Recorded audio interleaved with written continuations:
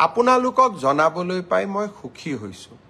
যে জুবিনক ন্যায় দিয়াৰ ক্ষেত্ৰত আমি আৰু এটা ডাঙৰ কাম কৰিবলৈ সক্ষম হৈছো ন্যায়িক তদন্ত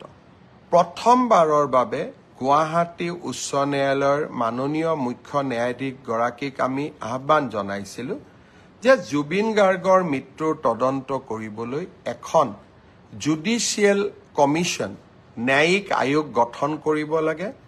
আৰু এই ন্যায়িক আয়োগত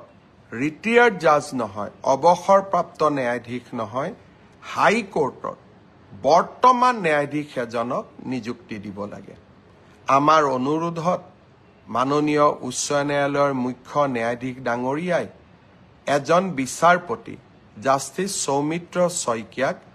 এই আয়োগখনৰ অধ্যক্ষতা কৰিবলৈ অনুমোদন জনাইছে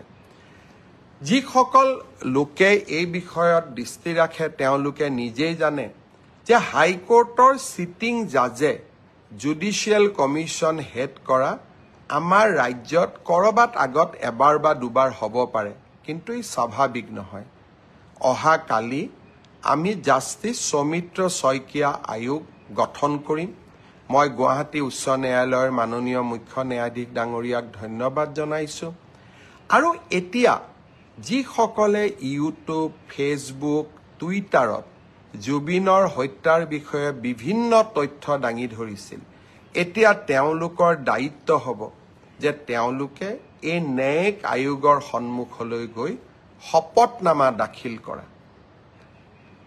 কৰবাত ফেচবুকত লাইক ইনষ্টাগ্ৰামত ফলোৱাৰ গোটাবলৈ জুবিনৰ অনুৰাগী হোৱা আৰু ন্যায়িক আয়োগক এতিয়া গৈ সহযোগিতা কৰা আমি নিশ্চিতভাৱে সেই সকলৰ প্ৰতি লক্ষ্য ৰাখিম যিসকলে ফেচবুক আৰু ইনষ্টাগ্ৰামত বিভিন্ন কথা ক'লে এতিয়া তেওঁলোকে